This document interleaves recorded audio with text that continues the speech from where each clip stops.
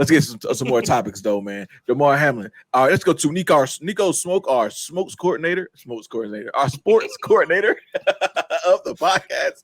Neko, tell us what's happening with Damar.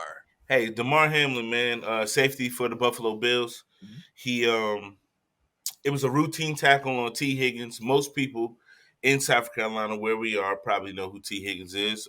Star wide receiver out of Clemson, Mhm. plays for the Bengals. It was a routine tackle. It was nothing crazy or out of order. He Damar Hamlin tackled him, stood up, passed out on the field. Um, he went to cardiac arrest. They had to resuscitate him, you know, back on the field. Like he died on the field. And they worked on him for like 15 minutes. They got him into the tunnel, had to stop, work on him again, got him to the hospital. Um, yeah, man, they canceled the game. But the Can I great start right? Can I start go right ahead. here for a second? I know you're gonna break it all the way down, but as you're breaking this down, I wanna hit on this timeline if that's okay with you. Mm-hmm. All right. Uh, cancel the game. What was the uproar with canceling the game? Did the NFL want to cancel? Did the team cancel? How did the cancellation come about? Do you know? So there is no rule book for this. Like somebody, dying and coming back to life on the field. There's no rule book for this at Correct. all.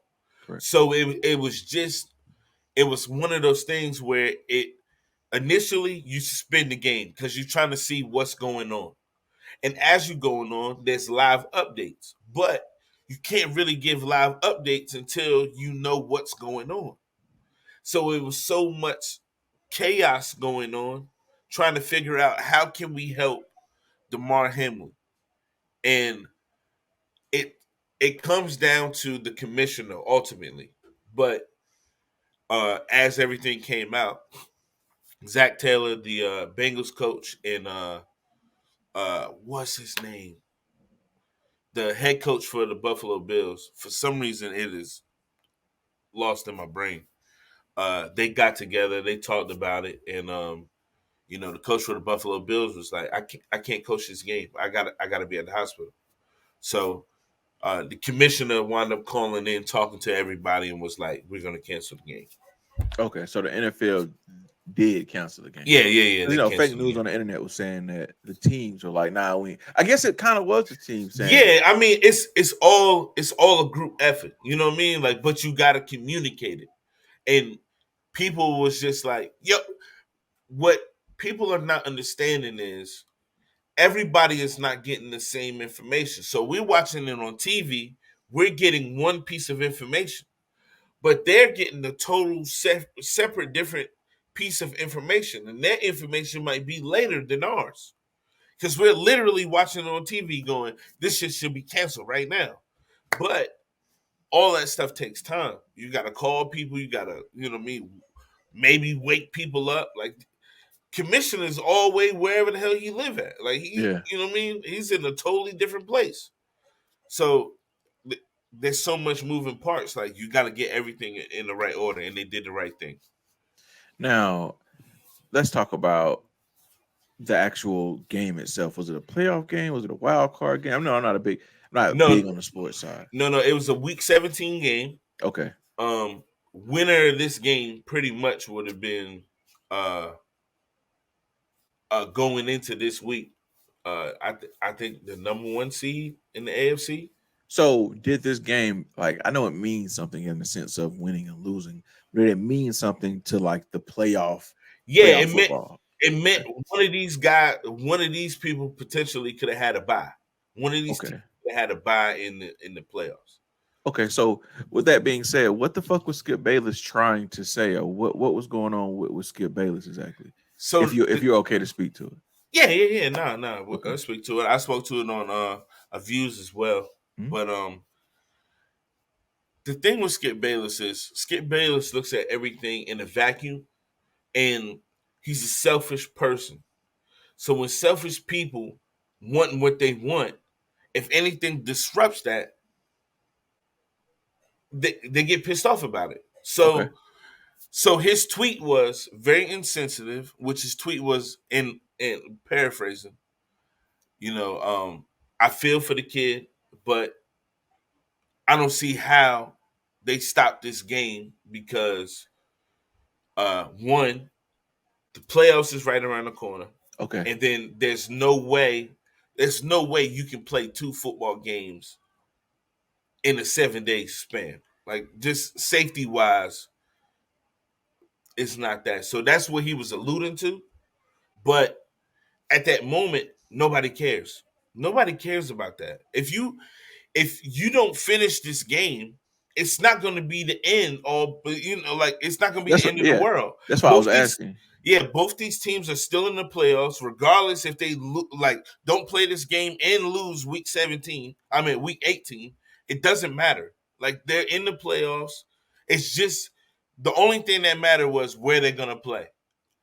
If if they finish the game, but that in that moment, none of that mattered.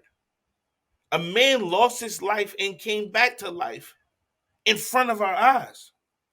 That's the only thing that mattered at that moment. So Gotcha.